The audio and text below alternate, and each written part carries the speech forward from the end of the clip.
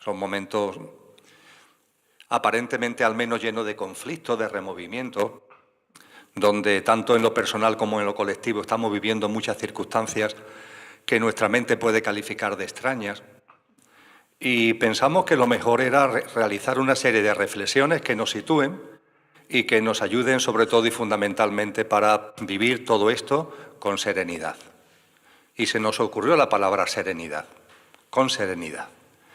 Ya veremos que esa serenidad conlleva muchas cosas. En lo que voy a compartir con vosotros y con vosotras voy a utilizar dos grandes fuentes, por decirlo de alguna manera. Ni Lola ni yo tenemos credos religiosos, no somos personas religiosas que estemos en un determinado credo.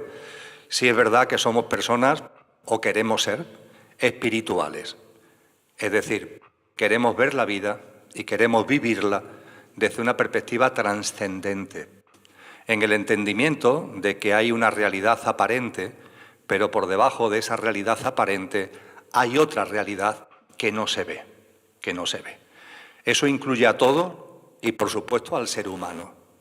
Vosotros y yo tenemos una realidad aparente, una apariencia, pero además de esa apariencia hay más, hay más.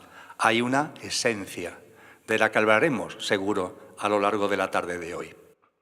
Cuando hablo, por tanto, de trascendencia o espiritualidad, me refiero precisamente a eso. Me refiero a ver la vida no solamente por lo que aparece en el escenario, sino por lo que está más allá del escenario. Entonces, queremos vivir y queremos ver la vida espiritualmente, trascendentemente, aunque no tengamos ningún credo religioso en concreto. Yo diría que admiramos todas las tradiciones espirituales. Y de hecho cuando hablaba de dos grandes fuentes, voy a utilizar en esta charla las aportaciones de alguien que para Loli y para mí no es un maestro, para nada, es mucho más que un maestro, es algo único, un evento único en la historia de la Tierra y en la historia de la humanidad, que es la encarnación de Cristo en Jesús de Nazaret.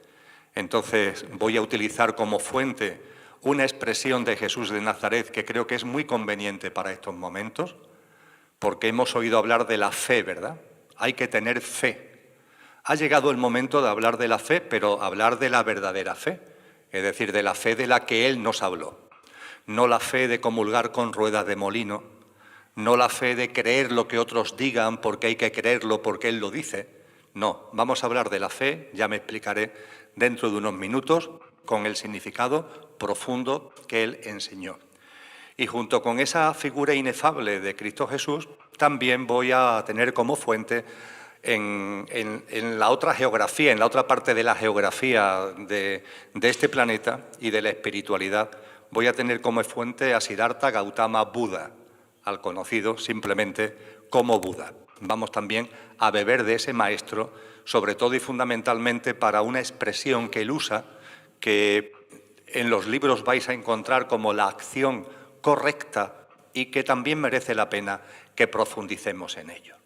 De tal forma que Jesús y Buda, la fe y la acción correcta van a ser los faros que nos van a guiar en esta tarde, insisto, para llegar a un puerto que nos aporte serenidad, que nos aporte paz, que nos haga entender que si suceden las cosas, todo tiene un sentido profundo. Cuando hablamos de que el 2020 fue un mal año, de que el 2021 fue un mal año, no es correcto. Esos son pensamientos de una mente dual, son pensamientos puramente mentales. La realidad es que todo es como corresponde. No tengáis ninguna duda que el año 2020, el año 2021, con todo lo que han movido, han sido exactamente lo que necesitabais vosotros, cada uno en particular, y cada una en particular, y la humanidad como tal. Una humanidad que está en avanzado estado de gestación de algo nuevo. No tengáis ninguna duda al respecto. Todas las tradiciones espirituales lo vienen anunciando, lo vienen diciendo. Llegará un momento determinado en el que esta generación humana haya dado de sí todo lo que podía dar, todo lo que debía dar, todo lo que le correspondía dar. Y cuando llegue ese momento, se abrirá un proceso para dar lugar a algo nuevo. Ese algo nuevo será una nueva generación humana. En el Evangelio de Mateo, en el capítulo 24, los discípulos le preguntan a Jesús: Maestro, ¿cómo será el final de los tiempos? Lo tenéis ahí en la Biblia, que muchos tendráis posiblemente en vuestro domicilio, en vuestro hogar. Y le preguntan: ¿cómo será el final de los tiempos? Y dice Jesús: no, de final de los tiempos nada. No van a acabarse los tiempos, no va a acabar la vida, no va a acabar la tierra, no va a acabar la humanidad. Olvidaros de eso.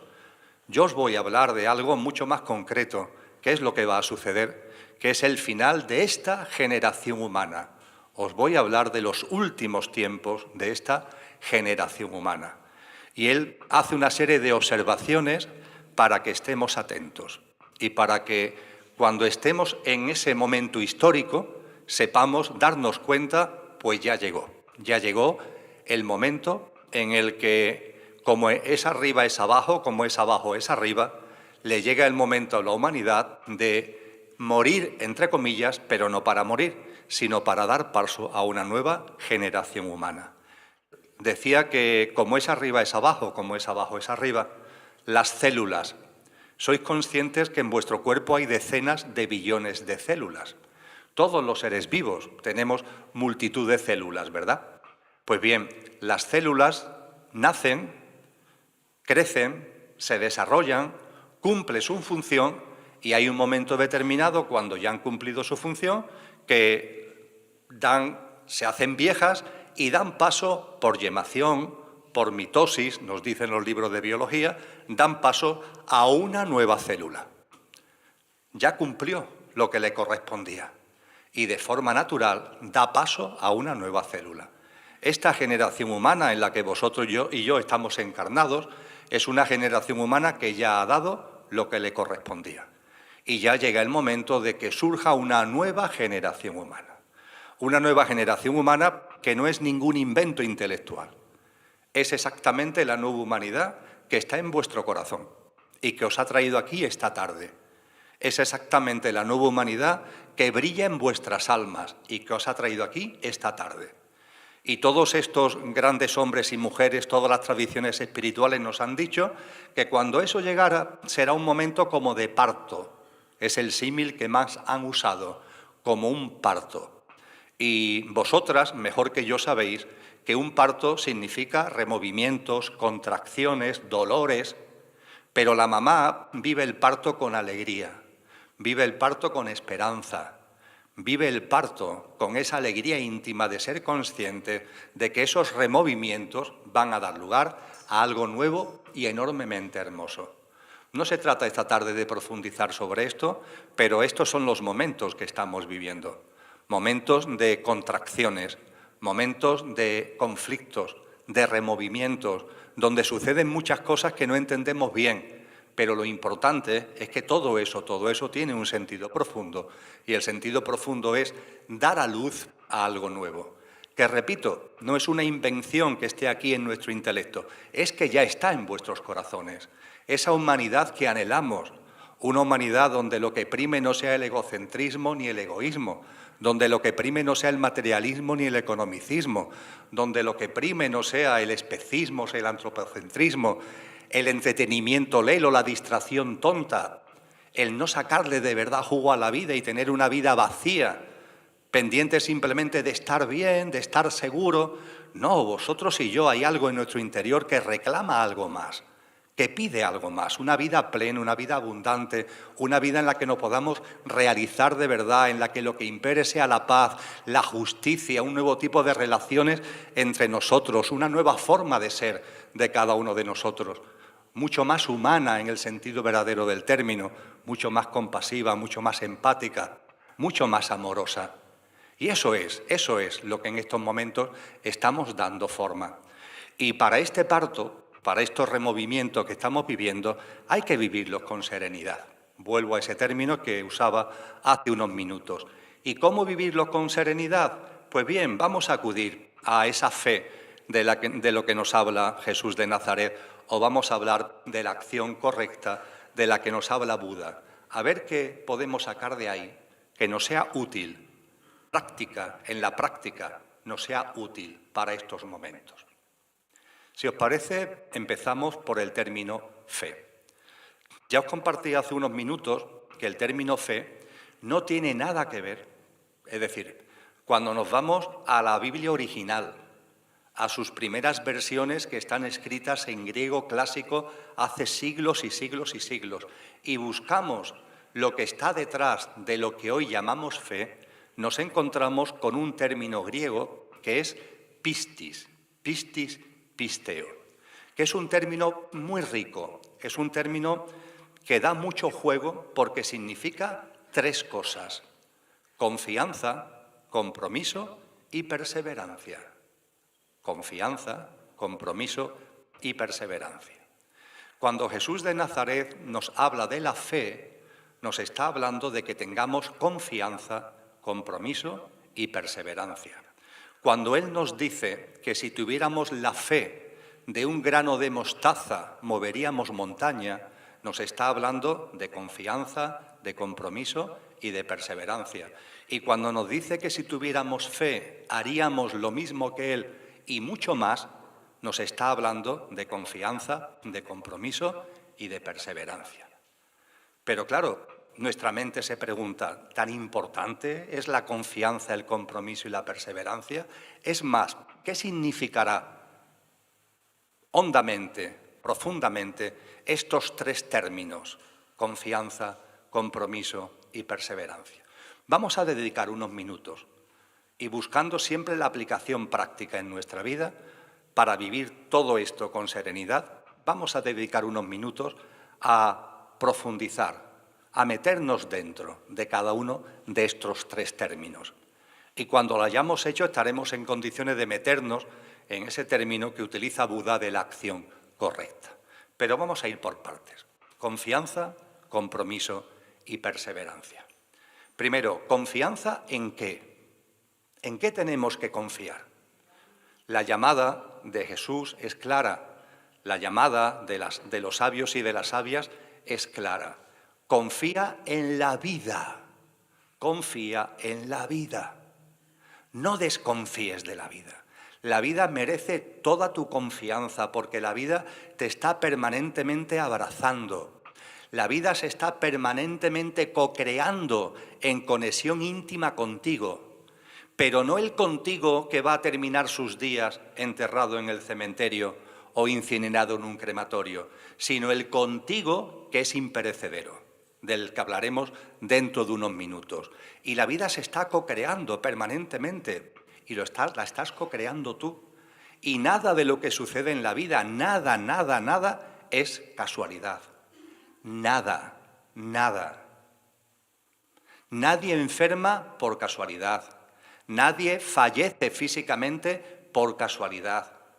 Todo tiene un sentido profundo. Y lo único, y ni más ni menos que tenemos que hacer es mirar más allá de la apariencia. Como te quedes mirando el escenario no lo vas a entender. Tienes que tener una mirada más honda, una mirada más real, para percibir que, insisto, nada sobra ni falta, todo tiene un sentido profundo, todo tiene su porqué y su para qué, y la vida merece toda nuestra confianza. Y para, de alguna forma, acercarnos a esto, de un modo que sea más o menos divertido, e incluso que a lo mejor nos puede sacar alguna sonrisa en esta tarde, permitidme que comparta con vosotros y con vosotras para que arraigue en nosotros esa confianza en la vida, lo que me gusta denominar la práctica de la ventana, que puede ser a la hora de desarrollarla muy larga, pero yo lo voy a hacer muy sucintamente, porque son muchas cosas las que vamos a compartir esta tarde. Pero voy a pararme un poquitito en la práctica de la ventana, a ver si esta práctica de la ventana nos ayuda a percibir que todo está en su sitio, que todo es como corresponde y que lo único que está inquieto en el universo eres tú, como nos han dicho los maestros. Lo único que está inquieto en el universo eres tú. Todo lo demás está exactamente en su sitio. Confía en la vida. La práctica de la ventana es muy simple. Se trata de, estás en tu casa o donde sea, Se hace de noche y te asomas a la ventana o al balcón de tu casa. Una noche que no esté cubierta, que se puedan ver algunas estrellas. No hacen falta que se vean muchas, es decir, que también vale para ciudades donde hay mucha contaminación lumínica. Con que se vean unas pocas estrellas es suficiente. Y en el balcón o en la ventana de tu casa, en esa noche, viendo las estrellas, contémplala recordando lo que sabemos de nosotros y lo que sabemos de ese firmamento. Es decir, ¿qué es lo que sabemos? Pues podemos empezar diciendo, aquí estoy yo. ¿Quién soy yo? Un ser humano que está aquí en la ventana de su casa, contemplando el firmamento y que como ser humano formo parte de una humanidad en la que, como yo, hay casi 8.000 millones de seres humanos. A partir de ahí, sigo observando el firmamento y la siguiente reflexión es que esta humanidad a la que yo pertenezco, uno entre 8.000 millones de seres humanos, vive en un planeta que es la Madre Tierra, el planeta Tierra, donde también viven decenas de millones de especies de todos los reinos de la naturaleza, el mineral, el vegetal, el animal, y cada especie tiene a su vez millones, decenas de millones, cientos de millones, miles de millones de componentes. Y todas las especies, entre ellas la humanidad, convivimos en este maravilloso planeta que es la Madre Tierra. La Madre Tierra se le calcula unos 4.500 millones años de vida, nos dice la geología. Y tiene una curiosa costumbre que todos sabemos, y es que gira sobre sí misma. Y gira tan rápida que no nos damos cuenta. Como ralentizar el movimiento tendríamos problemas, nos marearíamos, pero va tan rápida que ni nos damos cuenta. Ahí estamos, en esa bola que gira en el firmamento que llamamos Tierra, todas las especies, incluida la humana, y dentro de la humana tú o yo, que estamos en la ventana de nuestra casa. Pero es que la Tierra no solamente gira en torno a ella misma, es que gira en torno a una estrella que llamamos Sol. Y lo hace desde hace 4.500 millones de años, os recuerdo otra vez. Y lo hace en una rotación perfecta, siempre igual, sin salirse de su órbita, sin salirse de su rotación, desde hace 4.500 millones de años. Pero es más, es que junto con la Tierra hay otros planetas que también giran en torno al Sol. Mercurio, Venus, Júpiter, Saturno, y cada uno también lo hace desde hace miles de millones de años y en una órbita perfecta.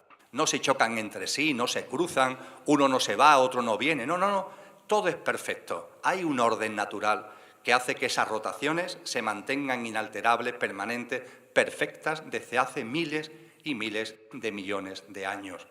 Pero es que a su vez el Sol es una estrella que se mueve por una galaxia que llamamos la Vía Láctea, que tiene unos 200.000 millones de estrellas. Una de ellas es el Sol. Y los 200.000 millones de estrellas, muchas de ellas con sus planetas, van moviéndose elípticamente en torno al centro galáctico desde hace miles de millones de años en perfecta rotación. Por favor, imaginar 200.000 millones de estrellas, cada una con sus planetas, los planetas girando en torno a la estrella, las estrellas girando en torno al centro galáctico, todo en sus órbitas elípticas, desde hace miles de años. Hay un orden. Esto no es casual, hay un orden natural. Está ahí para que lo veamos desde nuestra ventana. Pero es que la Vía Láctea, como galaxia, es una galaxia, solo una de las que hay en el firmamento, en el universo. Nos dice la ciencia que hay cerca de 2 billones, con B, 2 billones de galaxias. Ya los números saltan, ya, Dios mío, 2 billones de galaxias, ¿eso qué es? Sí, 2 billones de galaxias, cada una de ellas con cientos de miles de estrellas o billones de estrellas, como Andrómeda, que es la más, está cercana a la Vía Láctea, y ella sola tiene 1 billón de estrellas. Podemos ver todo ese firmamento. Desde la ventana de nuestra casa lo podemos imaginar. 2 billones de estrellas, cada una con su inmensidad, 2 billones de galaxias, cada una con su inmensidad de estrellas, de planetas. La astrofísica dice que en total puede haber unos 10, 20 cuatrillones de soles, de estrellas en el universo. y varios miles de cuatrillones de planetas. Es tremendo. Un universo que tiene 13.840 años de edad y una extensión inconmensurable y se está expandiendo de casi 100.000 millones de años luz. Y una vez que hemos llegado ahí, os invito a que hagamos como la moviola, cuando había la moviola en la tele, hagamos como la moviola y desde las inmensidades del universo nos vayamos viniendo otra vez hacia nuestra casa. Ahí está el universo, 13.840 años de antigüedad, casi 100.000 billones de años luz, millones de años luz de extensión, 2 billones de galaxias, cada galaxia con cientos de miles de millones de estrellas. Hay una galaxia que es la Vía Láctea, en donde nosotros desarrollamos la existencia. Nos metemos en la Vía Láctea y nos encontramos con 200.000 millones de soles. Nos vamos a uno de esos soles y es el que aquí está en este sistema planetario, la Madre Tierra conjunto con otros planetas dando vueltas perfectas siempre en rotaciones permanentemente perfectas en torno a esa estrella. Llegamos a la Madre Tierra. En la Madre Tierra hay millones de especies. Una de esas especies es la especie humana. La especie humana tiene 8.000 millones de componentes, 8.000 millones de seres humanos, y uno de ellos soy yo, que estoy aquí en la terraza, en el balcón, en la ventana de mi casa. Y llegado a ese momento, se levanta la mano. Si eres diestro, la derecha; si eres zurdo, la izquierda.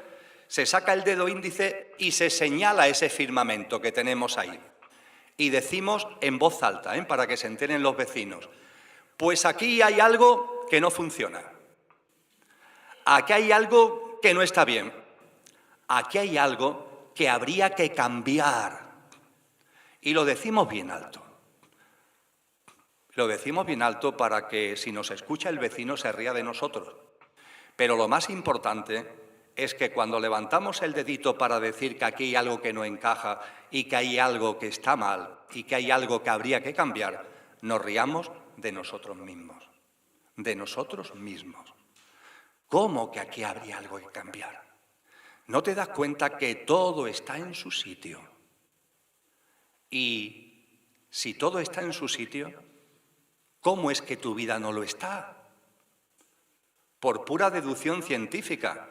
Si el universo entero, con esta brevísima descripción de lo inconmensurable que acabo de hacer, todo está en su sitio, ¿cómo es que tu vida no está? En público nunca me ha pasado, pero en privado, al terminar la charla, sí se me ha acercado a alguna persona en alguna ocasión y me ha dicho: mira, Emilio, yo lo de la práctica de la ventana, de lo del universo, lo entiendo, ¿sabes? Lo entiendo. Pero mi vida no. En mi vida las cosas no encajan. Y yo le tengo que decir la verdad. Digo: mira, yo no sé mucha astrofísica, pero algo he estudiado de astrofísica. Y los astrofísicos dicen, hombre, que es algo muy excepcional, es muy excepcional. Pero en el universo hay lo que se llaman singularidades, singularidades cósmicas, que por lo que sea en algún momento se descuajeringan un poco. Después vuelven al orden, pero en fin, son singularidades cósmicas. Por lo que tú me estás diciendo, puede ser que tú seas una singularidad cósmica. A partir de ahí me imagino que esa persona reflexionará. Porque, hombre, hay que tener mucho ego para pensar que uno es una singularidad cósmica en medio de este universo tan tremendo. Parece mucho más lógico el que nos demos cuenta de que la vida entera, la vida nos está diciendo que todo está en su sitio. Y que la vida merece nuestra confianza. Que si fallecemos físicamente es porque nuestra alma ha decidido desencarnar. Nadie muere por casualidad. Hay accidentes, hay enfermedades, enfermedades cortas, enfermedades largas, pero nadie fallece por casualidad. Es una decisión del alma. ¿Eres tú de verdad el que decide encarnar desde tu dimensión álmica y espiritual? ¿Y eres tú el que llega un momento determinado que has vivido la experiencia que tenías que vivir y desencarnas? Y no solamente nadie muere por casualidad, nadie fallece físicamente por casualidad, sino que no es casualidad ni el cómo ni el cuándo. Todo tiene su sentido, todo tiene su porqué y su para qué. Me abrió mucho los ojos al respecto un señor llamado Paco, dando una charla en un hospital público de Sevilla, a personas que padecían, tenían ya un cáncer terminal. Y compartía cosas como esta con ellos. Y al terminar esa charla, los doctores me pidieron que me fuera pasando por las habitaciones para intercambiar con esos enfermos terminales de cáncer, para intercambiar sus pareceres y tener un breve coloquio con cada uno de ellos. Y a la primera habitación que entré había 2 camas. Ya me habían advertido de los doctores que los 2 tenían cáncer de pulmón, que habían sido diagnosticados por ese tumor de pulmón hace más de un año y que ya estaban muy deteriorados y que posiblemente en 3 o 4 meses iban a fallecer y que ya posiblemente también no iban a salir del hospital, es decir, que iban a estar en el hospital ya hasta que dentro de 3 o 4 meses vivieran el fallecimiento físico. Y en cuanto que entré en esa habitación, el que estaba a la izquierda me saluda y me dice: mira, Emilio, yo soy Paco, y por favor, cuando tengas ocasión, comparte esto. Hace 1 año y medio me diagnosticaron cáncer. Y yo, Emilio, me puse enfadadísimo. Empecé a dar como gritos: esto no es justo, ¿por qué me ha tocado a mí? ¡Qué barbaridad! Dice: lo cierto, Emilio, es que yo en aquel momento de mi vida era una persona rota. Pero era una persona rota no porque no tuviera éxito, me iban bien las cosas económicamente, pero era una persona que estaba siempre enfadada, siempre estresada, siempre con prisa y malhumorada, permanentemente solo del dinero y de lo material y de lo exterior. Y mi forma de ser había hecho que rompiera la relación con mis hijos. Mis 3 hijos me habían dejado de hablar. La relación con mi mujer se había estropeado enormemente. Y en ese momento llega el cáncer a mi vida. Hay alguna persona que me ha dicho: hombre, pues puesto a fallecer, yo preferiría que me diera un infarto y se acabó. Yo preferiría un accidente de tráfico y se acabó.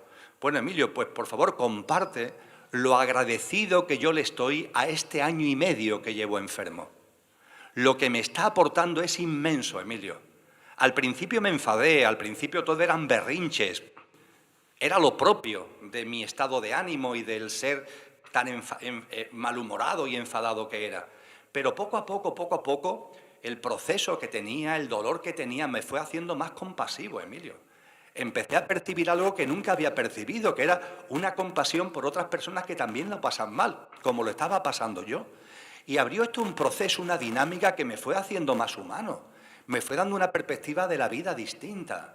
Empecé a preguntarme sobre la muerte y sobre la vida más allá de la muerte. Y empecé a leer, vi algunos vídeos y empecé a percibir que esto no es solamente lo material, que hay mucho más, que hay vida más allá. Y poco a poco fui transformándome. Me fui haciendo más humano. Me fui haciendo más alegre a pesar de mi enfermedad. Me fui haciendo más compasivo. Y debido a ello, las relaciones con mis hijos se fueron normalizando. Hoy, actualmente, Emilio, los 3 vienen a verme todos los días, cada uno cuando puede, pero vienen a verme todos los días. Y nos abrazamos y nos besamos y nos decimos que nos queremos. La relación con mi mujer es como si fuéramos otra vez una pareja de enamorados. Yo no estoy en condiciones de tener relaciones sexuales, pero nos miramos a los ojos y nos hemos reencontrado en ese amor que tuvimos en nuestros primeros tiempos. Los amigos que vienen a verme no se lo dicen así a mi mujer, pero lo que le vienen a decir es algo así: oye, hay que ver lo curioso, que cuando tu marido estaba sano no había quien lo aguantara, y ahora que se va a morir da gusto estar con él. Dice, no se lo dicen así, pero es lo que le vienen a decir. Esta enfermedad larga, Emilio, me ha aportado paz. Si yo hace 1 año y medio me hubiera ido, entre comillas, por un infarto, por un accidente de tráfico, me hubiera ido de este plano a otro plano enfadado, malhumorado, triste, apegado a lo material. Ahora, Emilio, estoy preparado para irme. Ahora me voy a ir en paz. Me voy a ir tranquilo, sereno. No tengo ningún conflicto abierto. Mis relaciones son maravillosas con la vida y con todo el mundo. Estoy enfermo, sí, pero aquí no vamos a estar siempre. ¿Quién ha venido aquí para quedarse? Y yo me voy ya, Emilio. No sé qué te habrán dicho los doctores, de cuánto tiempo me queda, no lo sé, pero yo me voy ya. ¿Por qué? Porque la enfermedad me ha aportado lo que necesitaba para hacer el tránsito. Cuando terminó de hacer el recorrido, hablé con los doctores y me dijeron, hombre, ese ya te hemos dicho que le quedan 3 o 4 meses de vida. A las 48 horas me llamó la doctora que llevaba a este paciente y me dice, mira, Emilio, Paco ha fallecido. Él te dijo que se iba ya y efectivamente, contra todo pronóstico, se acaba de ir. Y quería que lo supieras. Él sabía que la enfermedad le había aportado lo que tenía que aportarle. Claro que cuando llega una enfermedad larga a nuestra vida, decimos que no, pero deberíamos reflexionar con confianza en la vida. Y si reflexionáramos de verdad y no nos quedáramos en el escenario, sino miráramos más allá, nos daríamos cuenta que la vida siempre nos abraza, que la estamos co-creando con ella y siempre nos aporta lo que corresponde. Yo sé que esto es algo que choca por completo con nuestra mente, porque a nuestra mente la han ido como formateando para que solamente vea en una dirección. Pero la vida es mucho más, la vida es mucho más grande, la vida es mucho más profunda. Lo que tenemos que hacer es abrir de verdad la ventana para ver la vida de otra manera y para vivirla con reverencia. Porque esto también es importante hablando de la confianza, amigos y amigas. La vida merece toda nuestra confianza y además debemos reverenciarla. ¿Y reverenciarla qué significa?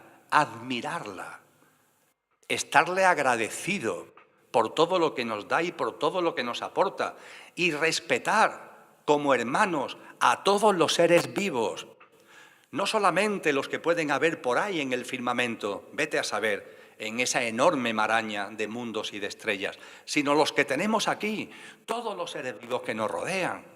Esos pájaros, pajaritos, palomas que están ahí, gaviotas, y que no las miramos, que están a nuestro lado, que están ahí, y no tenemos una mirada delicada a la hora de acercarnos a ellos, a la hora de verlos.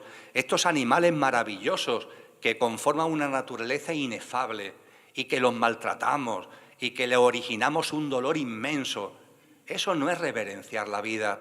Ese gran hombre que fue Albert Schweitzer, el Premio Nobel de la Paz del año 1952, nos clamaba reverenciar a la vida. La vida no solamente que por supuesto merece la confianza, sino merece una profunda reverencia. Que cuando tenemos, por ejemplo, una fruta en la mano, seamos conscientes del milagro que esa fruta es. Daros cuenta que tú no te puedes comer la tierra, que tú no te puedes comer los vientos, que tú no te puedes comer las cacas de los pájaros, pero el naranjo lo hace por ti para darte una naranja, el manzano lo hace por ti para darte una manzana. Es un milagro de la vida, que ese naranjo, que esa manzana beban los vientos, se chupen la tierra, los excrementos de los pájaros, el agua de la lluvia y todo eso le dé una forma de ese fruto maravilloso que tú te puedes tomar y que ese manzano, ese naranjo, ese limonero te lo ofrece generosamente. Y un gran respeto por todas las formas de vida, amigos y amigas. No es justo que nuestra alimentación se base en el daño a otras formas de vida. Eso no es justo. Era lo normal, entre comillas, hace un tiempo. En tiempo de mis abuelos, en tiempo de mis bisabuelos. ¿Qué iban a comer mis abuelos y mis bisabuelos? Lo que tenían ya está. Pero tú y yo no. Tú y yo entramos en un supermercado y tenemos muchos alimentos a nuestra disposición. Llevamos un dinero en el bolsillo y tenemos un montón de galerías con estanterías llenos de alimentos a nuestra disposición. De verdad, tenemos que coger un alimento, entre comillas, porque alimento realmente no es. Tenemos que coger de ahí un producto que sea resultado del maltrato de otra forma de vida. No tiene ningún sentido. Lo dicen muy bien los mandamientos cristianos, no mates, pero no mates es no solamente no mates a los seres humanos, no mates a ninguna forma de vida. ¡Qué manía de estar siempre desde una visión especista de que somos superiores! Por favor, vamos a aplicar la conciencia, confianza en la vida, reverencia en la vida, conciencia. Y eso nos va a ir transformando por dentro, nos va a ir haciendo mejores personas. No en lo intelectual, sino en la práctica. Confianza en la vida. El término pistis, es decir, fe, tiene un segundo elemento, compromiso. Y si antes nos preguntábamos confianza, ¿con qué? ¿De qué? Ya hemos dicho confianza en la vida. Tendríamos que preguntarnos ahora, ¿compromiso con quién? Sencillo, compromiso contigo. Se nos llama a un compromiso con nosotros mismos. ¿Con quién me tengo que comprometer? Conmigo. Tú contigo, cada uno con uno mismo, tener un compromiso. Y ese compromiso tiene una piedra angular, tiene un cimiento fundamental. El compromiso con uno mismo significa que no te conformes con tu apariencia, sino que seas capaz de ir más allá para percibir tu esencia. En el ser humano, en todas las formas de vida, pero ahora vamos a centrarnos en el ser humano, en vosotros y en mí hay una parte perecedera. Es la que fallece, es la que tiene fecha de caducidad, es la que termina sus días, enterrada en el cementerio o incinerada en el crematorio. Pero además de la apariencia, en vosotros y en mí hay una esencia, que es imperecedera y que nunca va a conocer la muerte. Habría mucho que hablar sobre esto, no es el momento en esta charla, pero siguiendo una frase que nos deja ahí como quien no quiere la cosa, ese maestro de maestro que fue San Juan de la Cruz, este gran místico castellano del siglo XVI, podríamos decir que aquello que no tiene origen, fijaros aquello, algunos lo llaman Dios, que cada uno lo llame como considere oportuno, otros lo llaman energía, los filósofos algunos lo han llamado la causa primera, que cada cual lo llame como considere oportuno. Aquello, lo que sea, que no tiene origen, es origen de todo lo originado. Porque todo lo originado tendrá que venir de algún sitio, ¿verdad?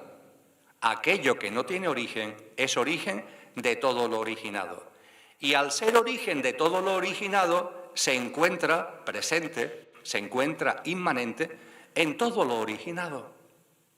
La ciencia nos hablaba hace unos años del Big Bang como origen de todo lo que existe. Pero la ciencia ha ido avanzando porque, claro, la pregunta es inmediata. Bueno, ¿y el Big Bang de dónde sale? Vale, el universo viene del Big Bang, pero ¿el Big Bang de dónde viene? ¿Es algo así que ocurre por casualidad? ¿En qué contexto? ¿De qué manera? La ciencia dice, no, ya, nos hemos dado cuenta que lo que sucede es que antes del Big Bang hay una especie de inflación cósmica que tiene como razón de ser un vacío donde hay una fluctuación. Y la fluctuación del vacío provoca una inflación y dentro de esa inflación se produce lo que se llama el Big Bang. La ciencia empieza a percibir que hay algo, ella lo llama vacío, hay algo de donde todo deviene.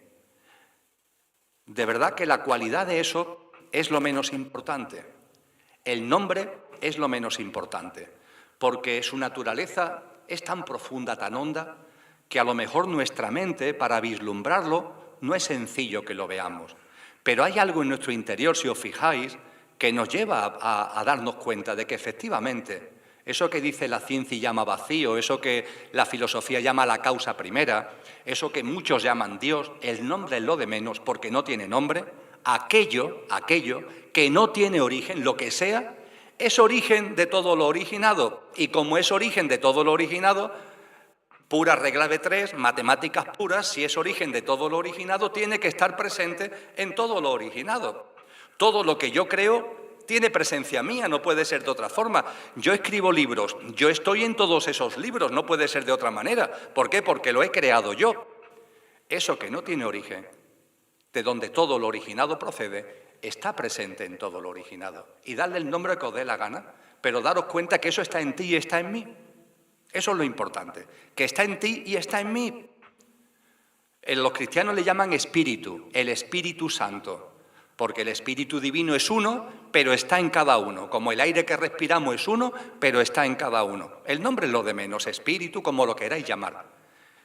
Pero eso está ahí en ti y está en mí. Y eso es imperecedero. Y eso hace que cuando se produce la denominada muerte, eso no muere. Y eso eres tú de verdad. Y cuando se produce el fallecimiento físico, la realidad es que salimos de una habitación de la vida, que es la habitación en el plano físico, y a través de un vestíbulo, que algunos llaman el tránsito, vamos a la otra habitación de la vida, que es el plano de luz, lo que los orientales llaman de Bachán, lo que los cristianos llaman el cielo. De la habitación de la vida en el plano físico pasamos a la habitación de la vida en el plano de luz. Y la vida es un continuo. La vida no termina con eso que denominamos muerte, porque en ti, en mí, hay algo imperecedero. Y cuando hablamos del compromiso con uno mismo, el compromiso es con lo imperecedero de cada uno. ¿Por qué? Porque es lo verdadero. Lo perecedero también, pero lo perecedero tiene fecha de caducidad. Mi yo físico, emocional, mental, el tal Emilio que está aquí ahora sentado, tiene fecha de caducidad. ¿Cuánto va a estar viviendo este tal Emilio que está aquí sentado? ¿1 hora? ¿1 año? ¿10 años? ¿50 años? ¿100 años? No creo. ¿100 años? ¿Y qué es eso? Nada. En un planeta que tiene 4.500 millones de años, en un universo que tiene casi 14.000 millones de años, ¿qué son unas pocas decenas de años? Ese tal Emilio tiene fecha de caducidad cercana. Al igual, siento daros esa noticia, que cada uno de vosotros y de vosotras, desde el punto de vista de lo que dice vuestro carnet de identidad. ¿Qué son unas pocas decenas de años? Ahora bien, no olvidarlo. Cuando llegue ese momento que llamamos fallecimiento físico, os vais a encontrar que seguís viviendo, que seguís existiendo y no tenéis envoltura física. Ya está. En el año 2010 yo viví una experiencia cercana a la muerte por un accidente. Estuve muerto desde el punto de vista médico y viví esa experiencia de estar fuera de tu cuerpo, el cuerpo en la UBI tumbado, muerto, con las constantes vitales ya fallecido, y percibir lo que es esa experiencia maravillosa de seguir siendo tú, aunque eso que tú creías que era tú está muerto en la cama de la UCI, porque somos otra cosa. Y eres tú y soy yo. Tenemos una esencia, cada uno de nosotros, y esa esencia no muere. Y el compromiso que se nos pide por parte de Cristo Jesús cuando se nos habla de pistis, cuando se nos habla de fe, es que te comprometas con eso, que te comprometas con tu parte imperecedera. ¿Para qué? Para que saques lo mejor de ti. Porque si te quedas en lo perecedero tiene fecha de caducidad, lo perecedero tiene miedo, lo perecedero tiene un instinto de conservación, lo perecedero, quieras que no, por ese instinto de conservación, puede tener comportamientos egoicos, egocéntricos, pero lo que de verdad somos, divino, infinito, eterno, ¿cómo va a haber comportamientos egoicos, egocéntricos, miedosos, temerosos en nosotros? No es posible. Somos inmortales, pero de verdad, no lo de las películas, nosotros lo somos de verdad. Porque las películas creo que si le cortan la cabeza con no sé qué tipo de espada, se mueren. Nosotros, aunque nos cortaran la cabeza con no sé qué tipo de espada, seguiríamos vivos. Somos mucho más que los inmortales de las películas. Y esa parte imperecedera es la que estamos llamadas a comprometernos con ella. Vamos a vivir, tú y yo, en coherencia con eso. Vamos a ser nuestra mejor versión, que es la verdadera. Decía Cristo Jesús, ama al prójimo como a ti mismo. ¿Os suena la frase, verdad? Como a ti mismo. Fijaros, la gente no sé por qué se queda con el ama al prójimo, que sí, pero Jesús no dice ama al prójimo, dice ama al prójimo como a ti mismo. El amor a ti mismo es base, es fundamental. Una persona que no se ama a sí misma no puede amar a los demás. Es imposible. Y evidentemente Jesús no nos habla de un amor egoico, no. El amor a uno mismo significa el darte cuenta de tu esencia y el vivir comprometido y en coherencia con esa esencia. Y cuando empieces a hacerlo, entonces sí ama al prójimo, porque tendrás algo que darle.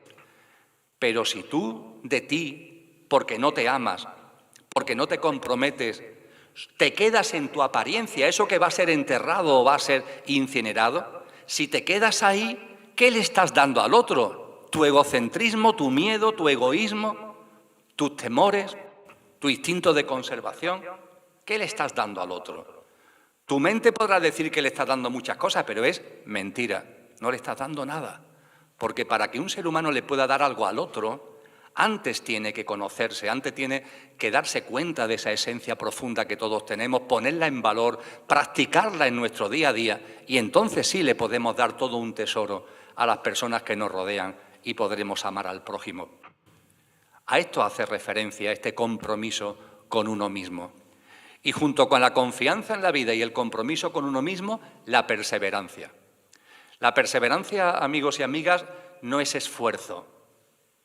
La perseverancia es simplemente constancia. Es decir, confía en la vida, comprométete contigo mismo y, hombre, que no sea el sueño de una noche de verano, es decir, algo que ocurre una vez. Hombre, que tenga una cierta permanencia en tu vida, una cierta permanencia, una cierta constancia. Intenta que esos dos soportes, la confianza en la vida y el compromiso contigo mismo, se instalen en tu vida. Sean una especie de guía de tu vida de instante en instante, cada día, en cada momento. Eso es la perseverancia. Y la perseverancia, amigos y amigas, conlleva presencia. La presencia. Vivir en presencia. ¿En presencia de qué? De lo que eres. ¿No habéis cansado ya de ir por la vida siendo lo que no sois? Yo me cansé hace tiempo de ir por la vida de Emilio, de verdad. Qué pesadez esto de Emilio. Hay algo mucho más profundo ahí. Lo que somos, ese ser verdadero e imperecedero, es el ser de verdad, es la existencia que no conoce la muerte. Y ese ser está, hoy está aquí y mañana estará donde sea. El estar es una cosa, el ser es otra. ¿No nos hemos cansado de estar y olvidar lo que somos? Somos ser. Y mi ser hoy está en Emilio, pero llegará un momento en el que ya no estará en Emilio, ni estará en este plano físico. Y sin embargo, seguiré siendo, seguiré existiendo, igual que vosotros, igual que cada uno de vosotros y de cada una de vosotras. Y a partir de ahí, siendo esto así, ¿no sería más lógico, razonable, el vivir desde lo que somos? Estamos, vale, vamos a vivir donde estemos donde estemos, vamos a vivir desde lo que somos, desde las cualidades de nuestra divinidad, desde las cualidades de nuestra alma. Ahí en vosotros y en mí, en eso que comparto con vosotros, que es imperecedero, ahí está la belleza, ahí está la justicia, ahí está la paz, ahí está el bien y la bondad. Todo eso está en vosotros. Pero para que eso se plasme en el estar, porque todo eso es el ser, para que todo eso se plasme en el estar, hay que impulsar esa presencia, la presencia de lo que somos. Antes hablaba de San Juan de la Cruz. San Juan de la Cruz, en su cántico espiritual, habla de Jesús de Nazaret y dice que es un ejemplo de cómo la presencia se plasma en este estar. Y San Juan de la Cruz, siempre maravilloso porque lo resume grandes verdades en muy pocas palabras, dice sobre la vida de Jesús: 1000 gracias derramando, pasó por estos sotos con soltura, y yéndolos mirando con sola su figura, vestidos los dejó de hermosura. Eso es la presencia. Desde el ser, ¿cómo se vive en el estar? Si lo hacemos desde el ser, 1000 gracias derramando, porque esa belleza, porque esa bondad, porque esa paz, porque esa justicia, porque esas cualidades inefables de lo que somos se plasman. 1000 gracias derramando. Y pasamos por estos sotos con soltura. Y dice San Juan de la Cruz, y yéndolos mirando con sola su figura, con sola su presencia, vestidos los dejamos de nuestra hermosura. A eso estamos llamados.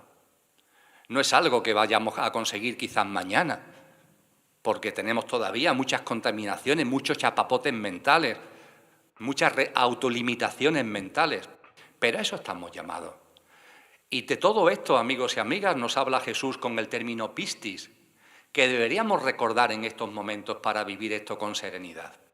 Confianza en la vida, que conlleva también reverencia a la vida, compromiso con lo que de verdad eres, no con tu documento nacional de identidad, no con lo que aparente y provisionalmente estás, sino compromiso con lo que eres, para poner en valor en tu práctica diaria las cualidades de tu verdadero ser. Y esto, además, llevarlo a cabo con perseverancia para que esa presencia esté lo más posible en nuestra vida, en nuestra cotidianidad.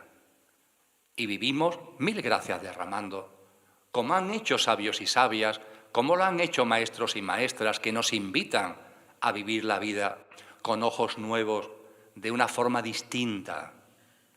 Y está a nuestro alcance, claro que está a nuestro alcance, como que es lo coherente con lo que somos. Lo que no es coherente con lo que somos es la forma rara que tenemos de estar. Olvidamos al ser y estamos aquí hecho un lío,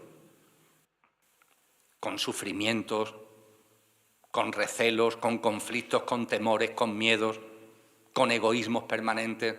Eso sí que no tiene ningún sentido. Y sé que eso vosotros y vosotras lo sentís en vuestro corazón, que el camino no es ese, que el camino es pistis, la confianza, el compromiso, la perseverancia. Y esto nos lleva a la otra expresión que usaba al principio, en este caso viene de Siddhartha Gautama Buda, que es la acción correcta. Que me vais a permitir que le dé la traducción correcta, que no es acción correcta, sino acción consciente. Una llamada para vivir desde una acción consciente. La acción consciente tiene un proceso que nos va a permitir llevarla a cabo. Vamos a hablar de la acción consciente, qué es lo que eso significa, pero antes voy a hablar de ese proceso que nos lleva a la acción consciente. El proceso que nos lleva a la acción consciente, los maestros lo han llamado la tríada perfecta. La tríada perfecta. 3 prácticas que desembocan en la acción consciente. Vamos a hablar de esas 3 prácticas que están ahí, en el armazón, en los cimientos de la tríada perfecta. Primera práctica de la tríada perfecta, confianza. Volvemos a lo mismo, otra vez aparece la confianza. Pues sí, la confianza es el primer eje de la fe, de pistis, y la confianza es el primer eje de la tríada perfecta que nos va a llevar a la acción consciente. Como ya he hablado de la confianza, no voy a volver a repetir lo que he dicho con relación a ella. La tríada perfecta empieza por la confianza. A la confianza le sigue la aceptación. La aceptación. La aceptación significa, amigos y amigas, vivir sin queja. La queja desaparece de nuestra vida. ¿Por qué? Porque vivimos en la aceptación. A partir de ahí la mente se mete por medio, claro, y se pregunta, entonces, ¿me estás diciendo que tenemos que resignarnos? ¿Me estás diciendo que tengo que meter en mi vida la resignación? Bajo ningún concepto. Desde luego que no. La aceptación no tiene nada que ver con la resignación. La aceptación no tiene nada que ver con la resignación, no tiene nada que ver con la impotencia, no puedo hacer otra cosa, me tengo que aguantar. No. La aceptación es fruto de la confianza. Confío en la vida y como confío en la vida, acepto. Como confío en la vida, acepto. Y percibo, desde esa aceptación, que todo lo que ocurre tiene un sentido profundo. Y ante lo que ocurre, lo hago mío, no como persona resignada, sino como persona sabia que confía en la vida. Os pongo un ejemplo muy tonto, pero tiene la virtualidad de ser del día de hoy. Hemos disfrutado enormemente el viaje a Barbate, el estar con Juan, el estar con Rocío, el conocer el almabrazos, el estar aquí con vosotros y con vosotras. Es un privilegio, es un gozo absoluto y completo.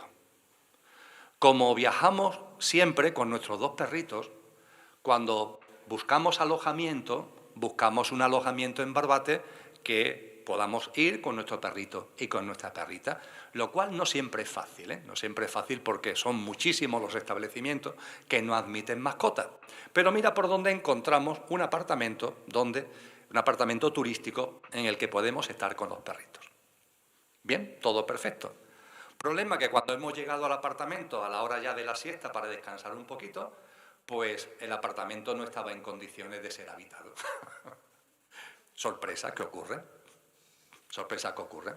El estado de higiene distaba mucho del que se merece, bueno, cuando vamos a descansar un poquito y vamos a pasar una noche. ¿Eso nos lleva al enfado? Hombre, simplemente a la persona propietaria se le dicen las cosas, mira, el apartamento está mal, no sé qué, tenlo en cuenta para el futuro. Nosotros no vamos a dormir aquí esta noche. Con lo que cuando terminemos el encuentro y cenemos, lo que vamos a hacer, tampoco está tan lejos, es volver a Sevilla y dormir en nuestra casa. Pero fijaros las dos formas de algo tan tonto como esto, imaginaros cuando estamos hablando de cosas más serias, de cómo vivir un acontecimiento. Si esto sucede desde la perspectiva del Emilio del carnet de identidad, del Emilio con fecha de caducidad, estos son enfados, estos son quejas, reclamaciones, no sé qué, no sé cuánto. Y estás contrariado. Y yo estaré aquí ahora con vosotros y con vosotras con baja vibración, como consecuencia de todo esto. Pero no, si esto sucede, hay una razón profunda. Lola y yo confiamos absolutamente en la vida y sabemos que si toca volver a Sevilla esta noche, toca volver a Sevilla esta noche, por algo que nuestra mente no sabe, pero que es necesario que sea así. Confiamos absolutamente en la vida, no tenemos ningún tipo de duda que siempre es sabia. Aunque no nos demos cuenta desde la mente, sabemos que la estamos co-creando y a partir de ahí lo que sucede, se acepta, pero no resignadamente, no por impotencia, no porque no podemos hacer otra cosa, sino porque tenemos el convencimiento de que ahí hay algo muy profundo que hace que las cosas sean como son. La aceptación es básica para vivir la vida y no puede venir de otra forma a la vida si no es con la confianza en la vida. Hay una anécdota muy graciosa de un lama oriental que un discípulo le pregunta, maestro, ¿cómo podemos saber si una persona está iluminada? Sabéis que el término iluminación es la que usan en el Oriente para personas que han avanzado espiritualmente. ¿Cómo podemos saber si una persona está iluminada? Y el maestro le dice, pues una persona iluminada puede hacer muchas cosas extraordinarias, pero ten la seguridad que no lo va a hacer delante tuya. Con lo cual, eso no te va a servir de pista. Entonces, ¿cómo me puedo dar cuenta si hace cosas extraordinarias pero no la va a hacer delante mía?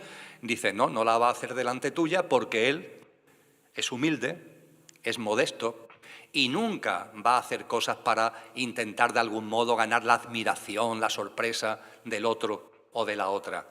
No. Bueno, entonces, ¿cómo puedo darme cuenta que una persona es iluminada? Dice, es muy sencillo. Obsérvala y te darás cuenta que una persona que ha avanzado en el camino de la consciencia, en el camino de la espiritualidad, de su boca nunca sale una queja. De su boca nunca sale una queja. Y no sale una queja no porque se resigne, sino porque es sabia. Y como es sabia, confía en la vida. Y al confiar en la vida, la aceptación te desborda y te llena. La confianza conlleva aceptación. La tríada perfecta, confianza, aceptación, son los dos primeros pilares de esa tríada perfecta. Y os aseguro que aporta a la vida mucha paz, mucha serenidad y te hace ver las cosas de un modo totalmente distinto a la que esta sociedad, tan basada en el estrés, en el culto a la velocidad, etcétera, etcétera, nos quiere meter continuamente. Pero claro, es una tríada, confianza, aceptación y ¿qué más? Ese que nos queda es el no va más. Porque si cuando hemos hablado de confianza, de compromiso con nuestro verdadero ser, de perseverancia, o ahora estamos hablando de confianza, de aceptación, este tercer elemento de la tríada perfecta es para nuestra mente ya la locura absoluta. Porque vamos a hablar, amigos y amigas, del no juicio. Del no juicio. No juzgues. ¿Os suena, verdad? Lo dijo Jesús de Nazaret. Lo han dicho los sabios y sabias. No juzgues. No juzgues. Vive la vida sin juzgar. Vivir la vida sin juzgar significa que tiremos la balanza. No sé si os habéis dado cuenta, pero habéis asumido un trabajo horroroso que nadie os pide y por el que no os pagan, que es vivir con una balanza aquí en el hombro colgada. ¿No la habéis visto? Esa balanza que os lleva a estar permanentemente diciendo, esto está bien, esto está mal. Esto me gusta, esto me disgusta. Con esto estoy de acuerdo, con esto estoy en desacuerdo. ¿No os dais cuenta que cuando no vivimos desde el ser, sino desde el pequeño yo, permanentemente estamos juzgando todo lo que ocurre, es decir, juzgando a la vida, como si tuviéramos una balanza para decir esto está aquí porque me gusta y esto en el otro platillo de la balanza porque no me gusta y con esto estoy de acuerdo y con esto estoy en desacuerdo. ¿No os dais cuenta que en cualquier conversación que salga, incluso cuando salga un tema de conversación del que no tengáis ni idea, porque jamás se os ha ocurrido pensar en ello, y sobre el que ni le habéis dedicado un segundo de reflexión ni un minuto de lectura, ¿no os dais cuenta que sea cual sea el tema, aparece algo en vosotros diciendo, pues esto está bien, o esto está mal, o con esto estoy de acuerdo, o con esto estoy en desacuerdo? Daros cuenta que vais por la vida con una balanza en la mano. Es un trabajo tremendo el que habéis asumido. Absurdo, por otra parte, como ahora compartiré. Y además no os pagan ni un céntimo de euro. Y ahí anda la gente con la balanza. Ah, esto sí, aquí, al platillo de la izquierda. Ah, esto no, al platillo de la derecha. Juzgando a la vida continuamente. Y juzgamos a la vida en lo que nos aporta bienestar y en lo que nos aporta malestar. Y lo que nos aporta bienestar lo queremos y lo que nos aporta malestar lo rechazamos. Y aquí está el platillo del bienestar, que lo que queremos es que tenga muchas cosas, cuanta más mejor, porque nos causan bienestar. Pero aquí está el platillo del malestar y lo que queremos es que haya pocas cosas, las menos posibles. Sabemos qué cosas tiene que haber, pero las menos posibles en el platillo del malestar. Y así vamos por la vida. Bienestar, malestar, cuantas más cosas en el bienestar mejor, cuantas menos en el malestar mejor también. Así andamos por la vida. Y cuando nos preguntamos ¿dónde está el sufrimiento? Ese sufrimiento que tiene tanta presencia en los seres humanos y en la vida en su conjunto. Cuando nos preguntamos ¿dónde está el sufrimiento? La persona con la balanza nos dice, hombre, Emilio, el sufrimiento está en el malestar. Aquí está, claro, las cosas que me hacen estar mal, ahí está el sufrimiento. No, reflexiónalo, obsérvate, recapacita. El sufrimiento no está en el platillo del malestar. Por supuesto, tampoco está en el platillo del bienestar. El sufrimiento está en la balanza. La balanza es lo que te hace sufrir. Tira la balanza, olvídate de la balanza de una vez. Vive la vida con ojos distintos, desde la confianza, desde la aceptación. No caigas en el juicio. Repito que es una trabajera que hemos asumido de una forma absurda y que nos consumimos en ella y que nos origina un enorme sufrimiento. Creo que os habéis dado cuenta del enorme sufrimiento que hay en la humanidad, ¿verdad? Quizás en vuestra vida, en la vida de personas cercanas, en vuestro entorno. Aquí estamos hablando de una práctica de vida que nos aporta serenidad, pero además también va a ayudar a que ese sufrimiento se vaya disolviendo. Pero mientras que sigamos viviendo la vida con la balanza en la mano, donde hay una voz ridícula, una voz que tiene que ver con eso de ti que no es verdadero porque tiene fecha de caducidad, que te está diciendo continuamente, bien, mal, de acuerdo, en desacuerdo, no sé qué, no sé cuánto. Así vas a estar siempre, siempre en una dinámica de sufrimiento. Percibe lo que eres. Mira hacia tu interior. Huele la fragancia de tu ser. Está ahí esperando que le des una oportunidad que salga. Está ahí esperando, siempre esperando. Tienes la casa tan llena de muebles que no puedes salir. Hay gente que me dice, pero Emilio, para hacerme presente desde lo que soy, mi verdadero ser, ¿qué es lo que tienes que hacer? No tienes que hacer nada. Lo único que tienes que hacer es dejar de vivir como no eres. En la medida en que dejes de vivir como no eres, lo que eres irá apareciendo en escena. El Emilio, si yo dejara a Emilio que hiciera de las suyas, entre comillas, yo a Emilio le estoy muy agradecido. Creo que vosotros y vosotras le tenéis que estar muy agradecidos a la personalidad en la que estáis encarnados. Pero si dejamos a nuestra personalidad sin un mando, sin el mando de la conciencia, sin el mando del ser, se convierte en una especie de coche loco. Y cuando dejamos a ese pequeño yo el mando de nuestra vida, hace cosas muy raras. Por ejemplo, habla y nos dice que las cosas tienen que ser lo que yo quiero, como yo quiero, cuando yo quiero y donde yo quiero. Partarse de reír, ¿no? La vida entera nos está diciendo que las cosas son cuando corresponden. Fijaros que la naturaleza nos está enseñando permanentemente eso. El invierno, la primavera, el verano y el otoño. Todo es cuando corresponde. Y cuando es invierno, es invierno.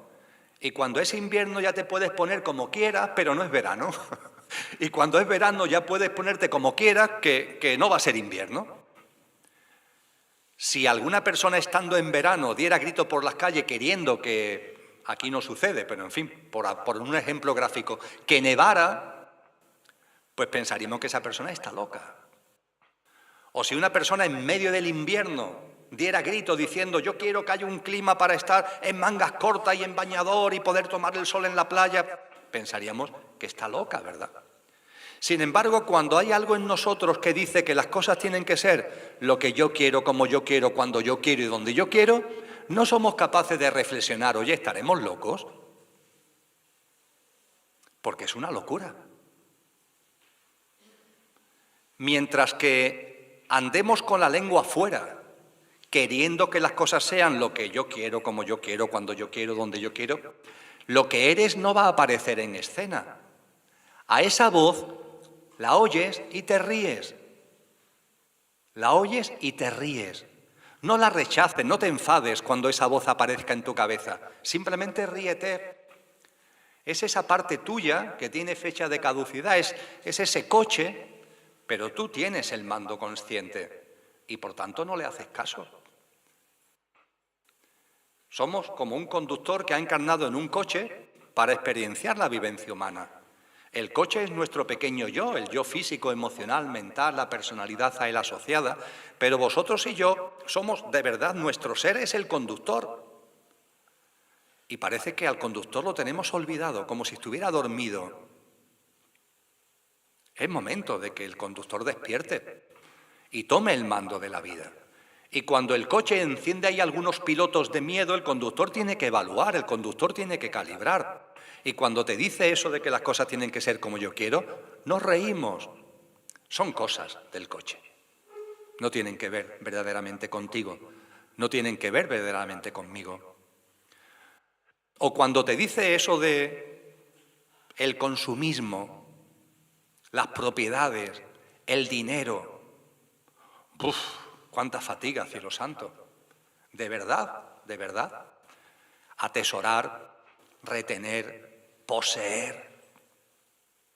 ¿No dais cuenta que eso es vivir la vida, perdonadme la expresión, estreñido?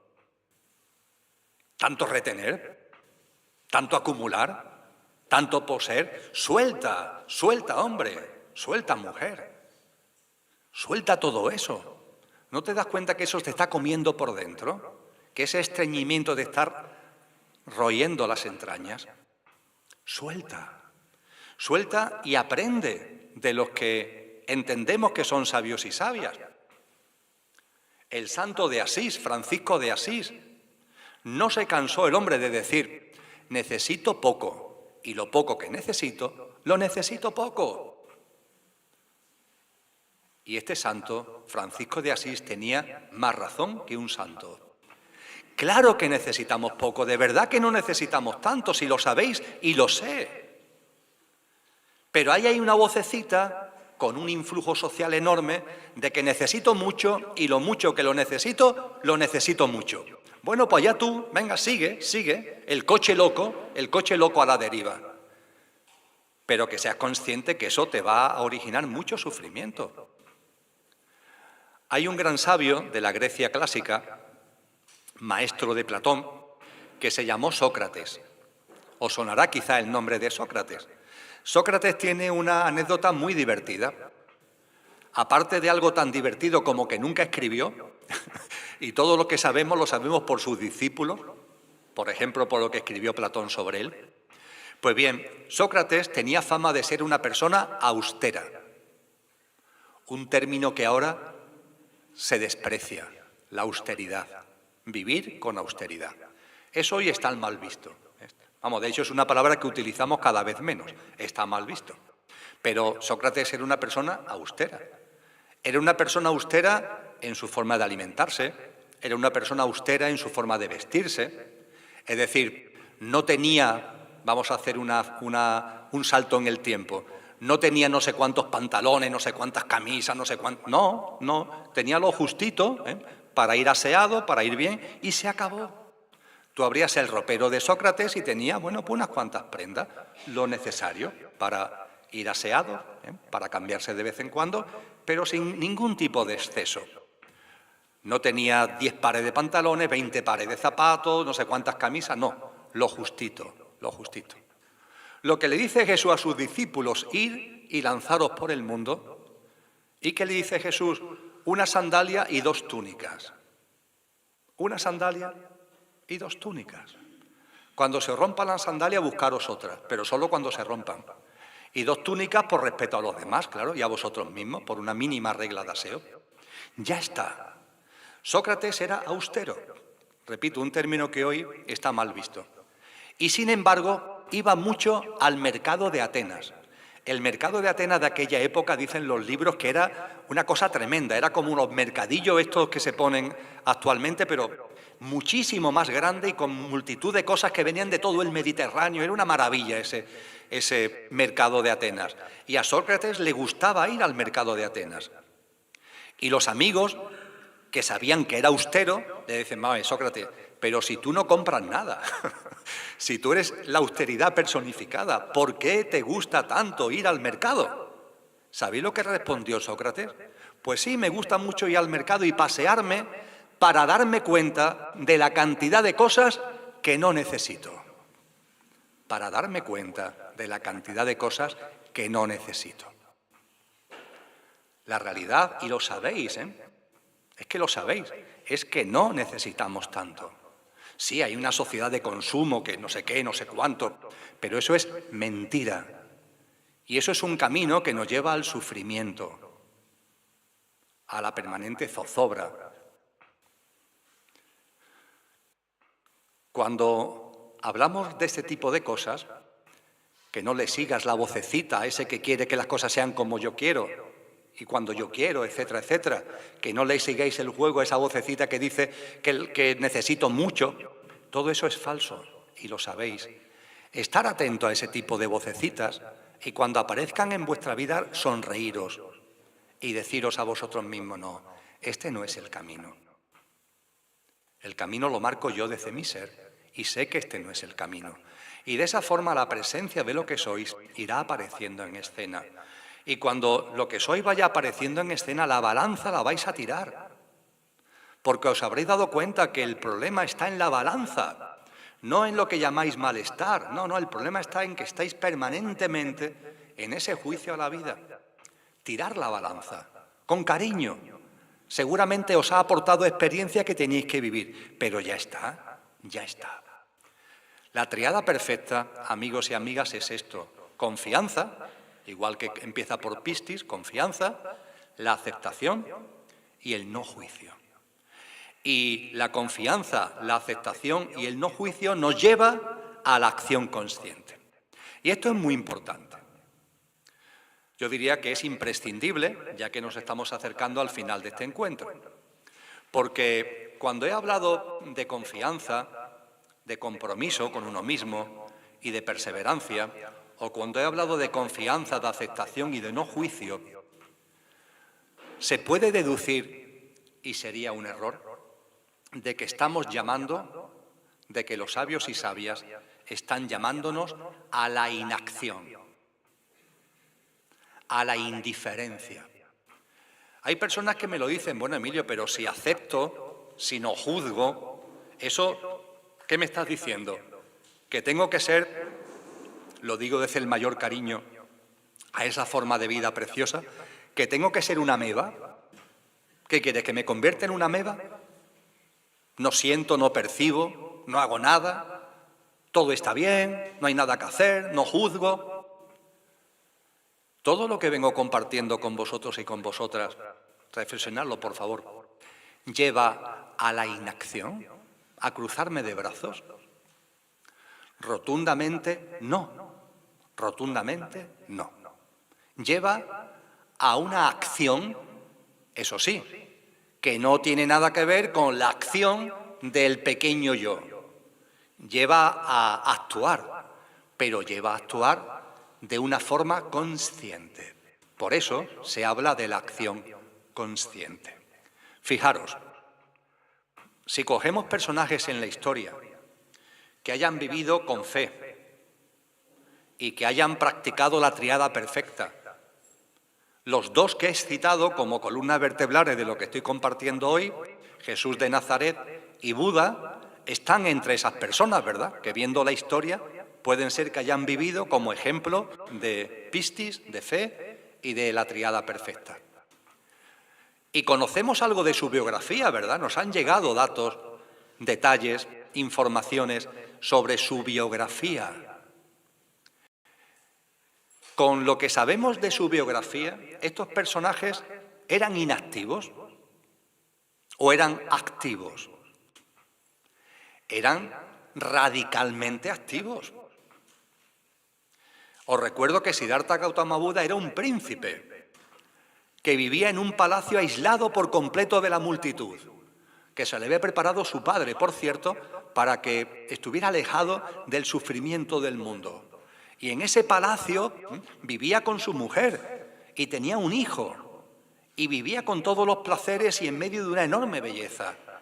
Pero Siddhartha Gautama Buda sintió algo fuerte en su interior, sintió una llamada, la llamada del ser.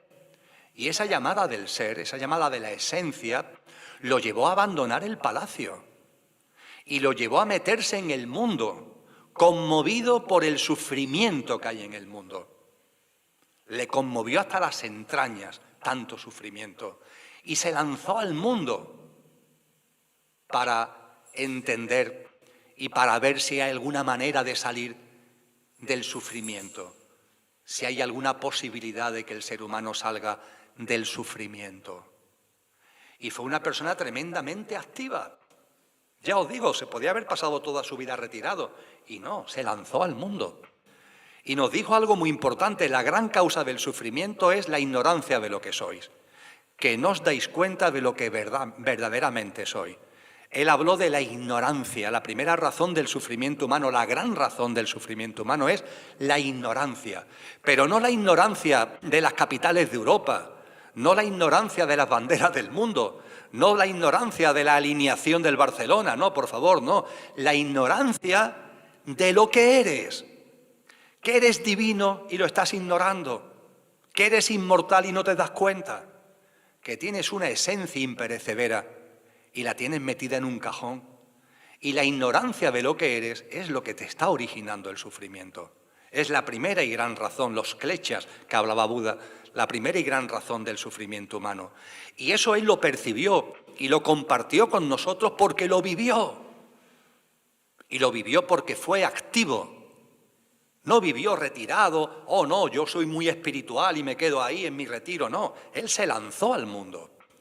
Y sobre Jesús de Nazaret no tengo que deciros mucho, ¿verdad? Repasar lo que los evangelios cuentan de él en los años que conocemos de su vida, lo que se llaman los 3 años y medio de su vida pública. Si tenéis algún rato, es entretenido coger la geografía de Galilea, de Judá, de la Palestina de entonces, e ir viendo cómo los evangelios van diciendo dónde Jesús va moviéndose. Y cuando tengáis hecho el mapa de los movimientos de Jesús en esos 3 años y medio, eso lo coge uno de los psicólogos que están de moda actualmente y a Jesús le dan tratamiento de hiperactivo. No paraba, no paraba. Hay anécdotas en los evangelios que iba su madre y sus hermanos, lo dicen así los evangelios, porque querían hablar con él y cuando llegaban a un sitio ya se había ido Jesús porque ya estaba en el otro pueblo. Y cuando llegaban al otro pueblo ya se había ido porque ya estaba en el otro pueblo. Jesús no era un hiperactivo, Jesús era una persona comprometida consigo mismo y que al amarse a sí mismo desde su compromiso amaba al prójimo y estaba viviendo en servicio a los demás y no era inactivo. Él era el gran maestro de la fe, nos llamaba a la confianza, nos llamaba al compromiso y a la perseverancia, practicaba la tríada perfecta. ¿Cuántas veces nos dijo no enjuicies, no hagas juicios, acepta? Él era el maestro de todo esto y sin embargo era inactivo. Era enormemente activo. La diferencia está en que esa actividad era consciente. Es decir, si yo actúo, me señalo a mí porque soy el que estoy hablando, pero vamos, podríamos hablar de cualquiera de vosotros y de vosotras, ¿eh? Si yo actúo como Emilio, mi acción no va a ser consciente. Es necesario que yo tome el mando desde lo que está más acá de Emilio, en lo que va a seguir vivo cuando Emilio deje de estar vivo. Y actuar desde ahí. Si yo dejo que el que actúe sea Emilio, esa acción va a ser egoica. Si yo dejara que el coche fuera por donde le dé la gana, ese va a ser un coche loco. No, vamos a actuar desde el conductor, vamos a actuar desde lo que somos. Y entonces la acción es consciente. Y os pongo un ejemplo de la vida de Jesús de Nazaret, que está muy mal interpretado y que incluso en los ámbitos más católicos no saben muy bien cómo encajarlo, que es la famosa escena en la que Jesús llega al templo de Jerusalén y ante lo que ve empieza a tirar mesas. Empieza a decirle a los mercaderes, a los cambistas que están allí que fuera, que se vayan, que abre la jaula de los animales que estaban allí para ser sacrificados. Animales de todo tipo, fundamentalmente aves. Y él se enfrenta con todo eso. Repito, tira mesas. Le dice a esa gente que se vayan. Les abre las jaulas para que se escapen los animales. Eso es actuar, ¿verdad? Y hay gente que dice, bueno, ahí Jesús se enfadó. ¿Se enfadó? No, Jesús no se enfadó. Lo que ocurre es que Jesús no era una ameba.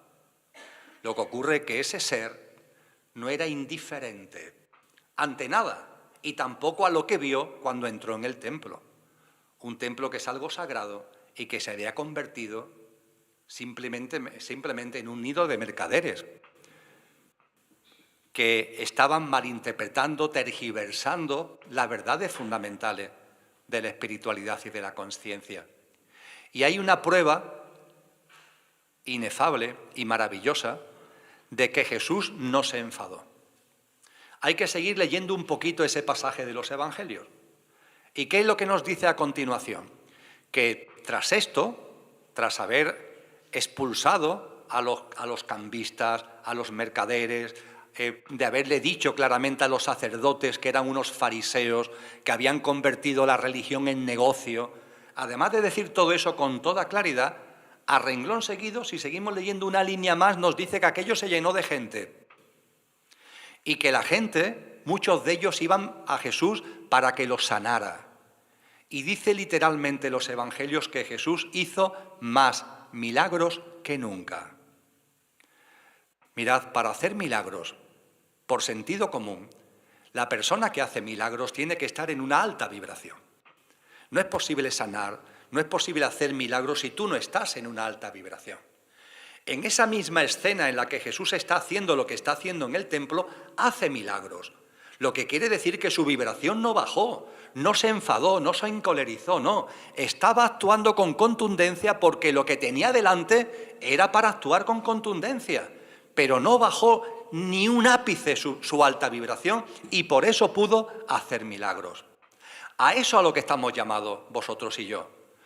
La espiritualidad, la conciencia no es mirar para otro lado, para nada, es actuar, pero actúa de un modo que tu vibración, tu conciencia, se mantenga siempre arriba, se mantenga siempre alta.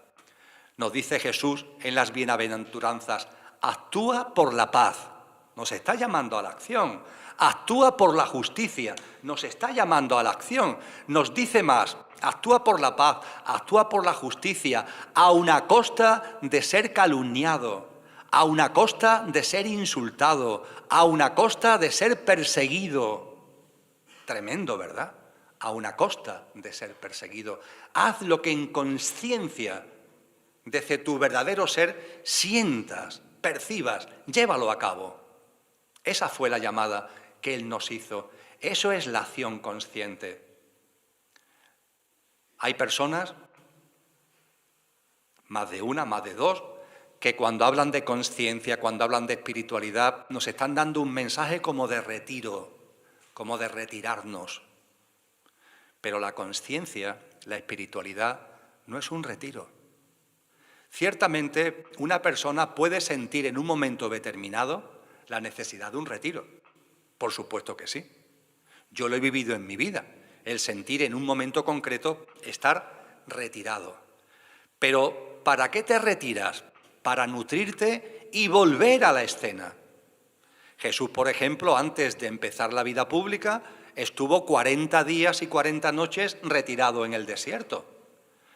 ¿Para qué se retiró en el desierto? Para meditar, para ayunar, para prepararse interiormente para lo que después iba a llevar a cabo. La retirada, entre comillas, per se, puede ser necesaria en nuestro camino de conciencia, pero ojo, no para quedarte retirado, sino para volver, para coger fuerzas y volver, con una mirada más limpia, con una conciencia más alta. Y vosotros y yo estamos llamados a eso. Vosotros y yo estamos llamados a no ser indiferentes ante lo que ocurre delante nuestra. Me sorprende la facilidad con la que tenemos de ser muy compasivos con lo que vemos en el telediario, con lo que vemos en la televisión. Pero oye, lo que tenemos delante, ¿por qué esa compasión no lo tenemos con lo que tenemos delante? En la puerta de tu casa, quizás dentro de tu propia casa, ¿por qué esa compasión no lo tenemos con lo que tenemos delante? Pues muy sencillo, porque al pequeño yo le resulta muy fácil ser compasivo con algo que está viendo en una pantalla de televisor y que está pasando a miles de kilómetros de distancia, porque eso no compromete. En cambio, ser compasivo con lo que tienes delante tiene el problema de que te compromete, porque lo tienes delante. Y ahí no caben palabras, ¿actúas o no actúas ante eso que tienes delante? Y vosotros y yo sabemos que todos los días tenemos cosas delante que nos están llamando a actuar con amor, con compasión y desde lo que somos. Yo no estoy llamando aquí a que nos convirtamos en Teresa de Calcuta. Sé que todos tenemos muchas ocupaciones, tenemos muchas tareas, tenemos muchas obligaciones, ya tenemos suficiente con la cantidad de cosas que tenemos que llevar. Pero si tuviéramos una mirada compasiva, a veces, amigos y amigas, simplemente una mirada vale su peso en oro. El mirar a veces a una persona, simplemente el mirarla, simplemente el escucharla, no tienes que hacer nada, no le tienes que salvar la vida, no le tienes que cambiar la vida. A veces simplemente escucha, acompaña. Ese acompañamiento, esa escucha, esa presencia.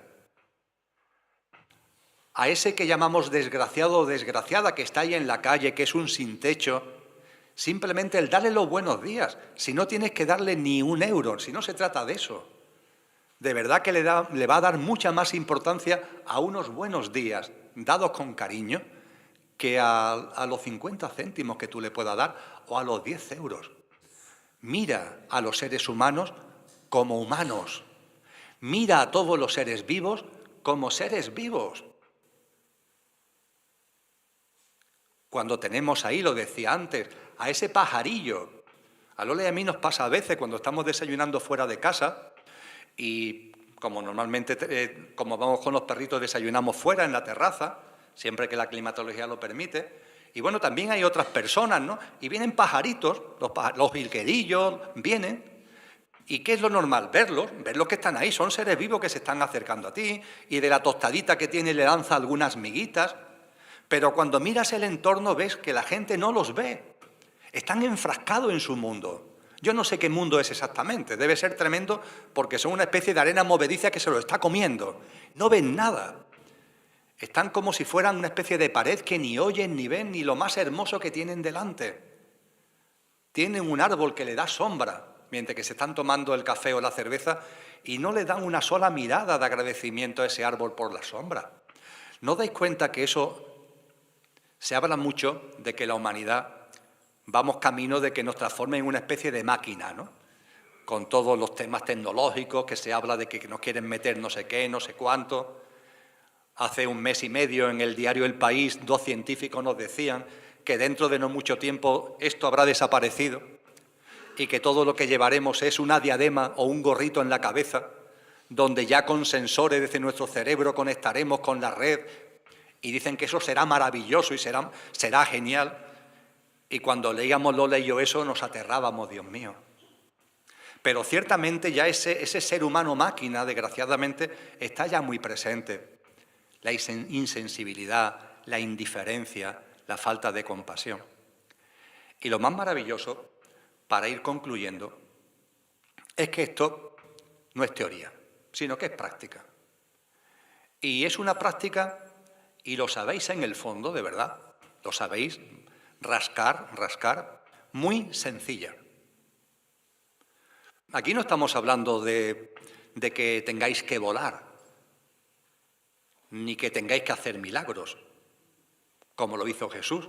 Aquí estamos hablando simplemente de una práctica de vida que mira por dónde va a ser enormemente fructífera para el mundo.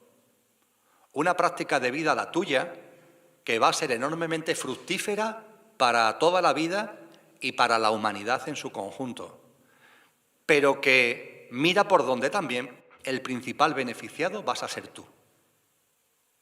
Y si no, probarlo. Hay una máxima, una especie de aforismo muy antiguo que dice: haz siempre lo máximo que puedas. Haz siempre lo máximo que puedas.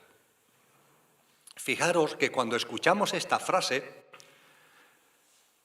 nos solemos quedar en el comienzo. Haz siempre lo máximo. Pero la frase es más completa. Haz siempre lo máximo que puedas.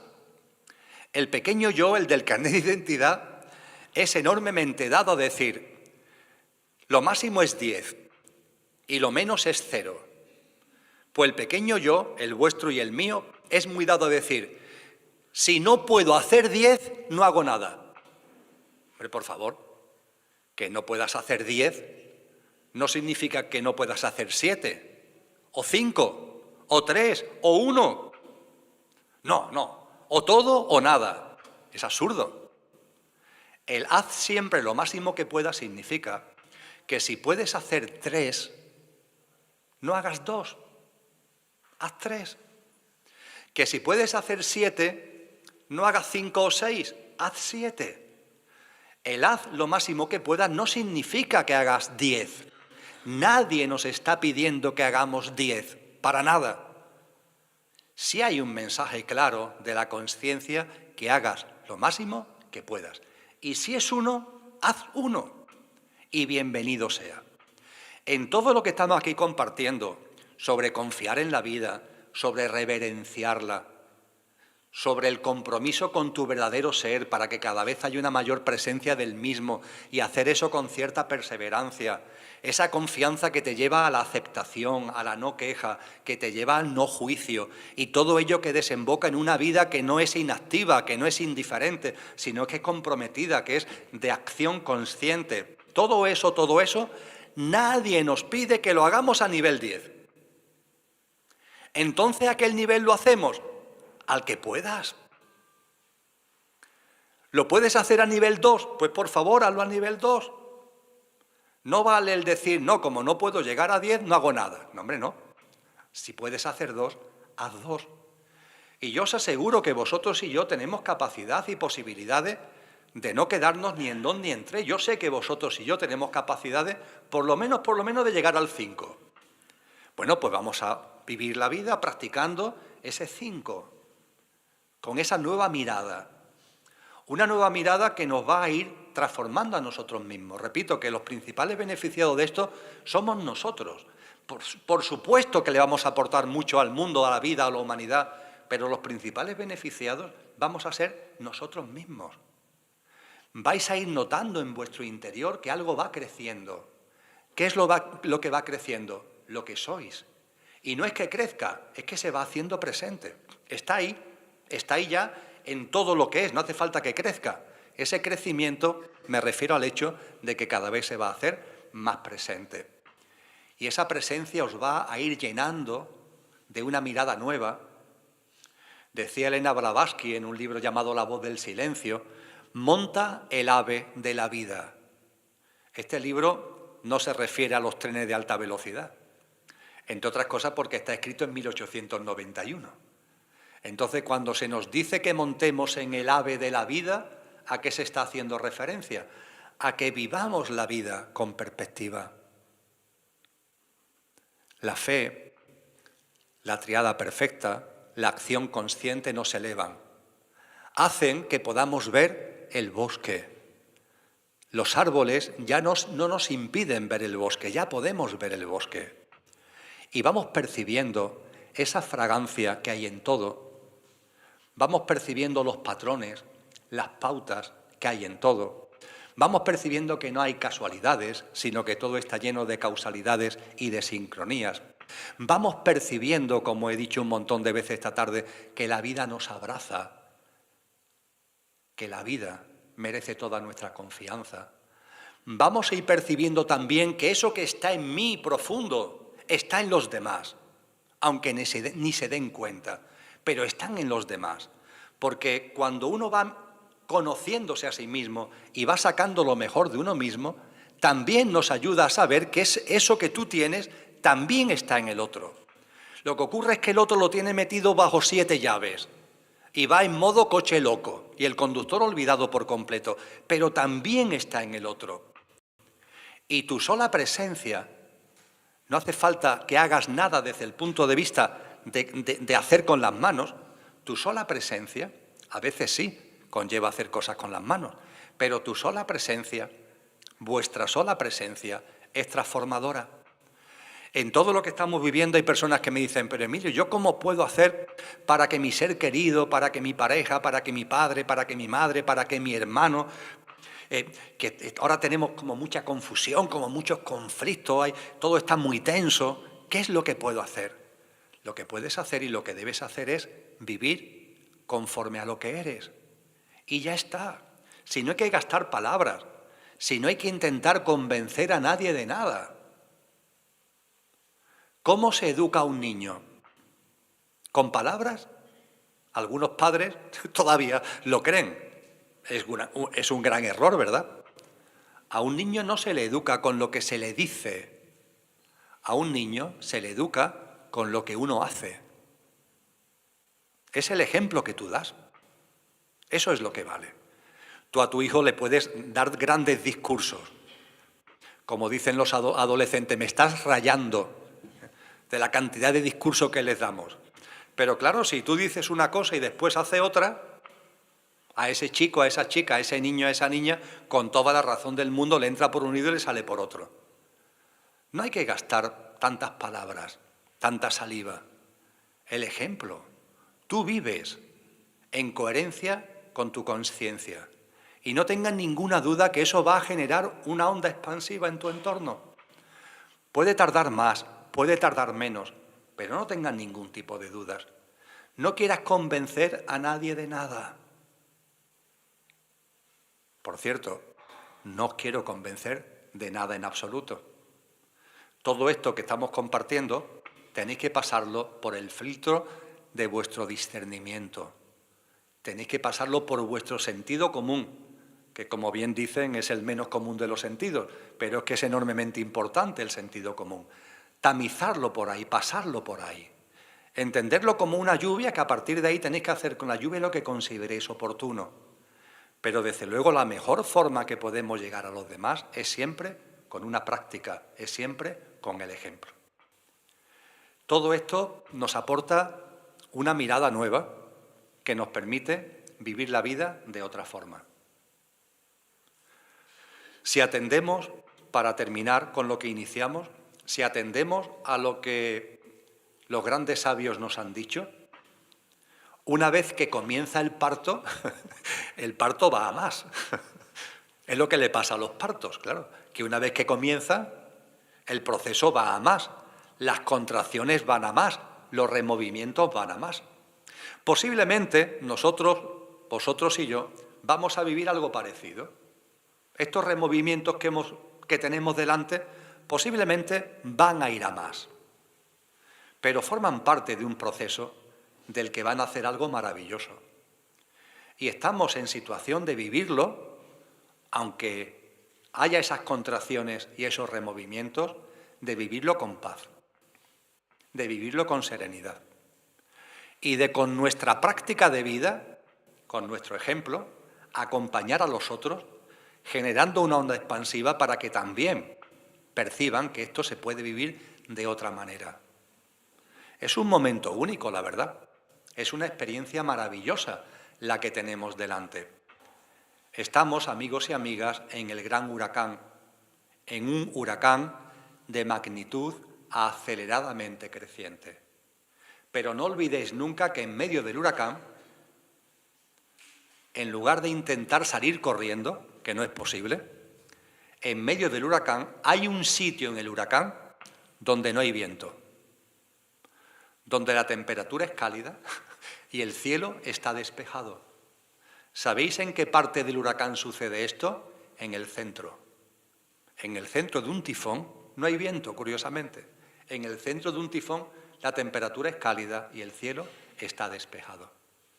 Y vosotros y yo, esta experiencia de huracán en la que estamos, que va a más, la podemos vivir desde el centro del huracán. Piscis, triada perfecta, acción consciente, nos sitúan en el centro del huracán. Y desde el centro del huracán, simplemente estando ahí, vamos a ser muy valiosos para muchas personas, que sin necesidad de que les digas nada, sin necesidad de que pronuncies una sola palabra, van a ver en ti que otro mundo es posible. Van a ver en ti una forma de vida distinta. Van a ver en ti una mirada y una forma de ver distinta. Y cuando vean que eso te llevan a ti y te llevan a mí a estar más sereno, más en paz, más compasivo, ser mejor persona, cuando eso lo vayan percibiendo, no digo todos, pero seguro que más de uno y más de una van a acercarse también a ese centro del huracán. Una cosa es la consciencia personal y otra cosa es la consciencia colectiva. He estado compartiendo multitud de cosas que tienen que ver con tomar mayor consciencia, que tu consciencia, mi consciencia, se eleve, se expanda, aumente.